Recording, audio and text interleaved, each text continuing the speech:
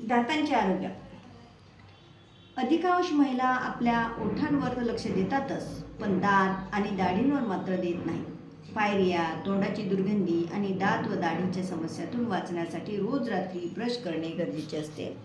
Vitamin सीच्या सेवनाने हिरड्याची बळकटी वाढवून जीवाणूंची वाढ रोखता येते. दाताच्या स्वच्छतेबरोबरच हिरड्यांना मालिश केल्याने ती दीर्घकाळ टिकून शकतात. खूप थंड, खूप गोड, आंबट व खूप गरम खाताना एक प्रकारचा ठणका बसणे हे दाताच्या अनारोग्याचे पहिले लक्षण आहे. उपाय: पुरेसे पाणी घ्या. हेच नैसर्गिक माउथवॉश आहे. शुगर फ्री च्युइंगम चघळा. काही पितांना स्ट्रॉचा वापर करा.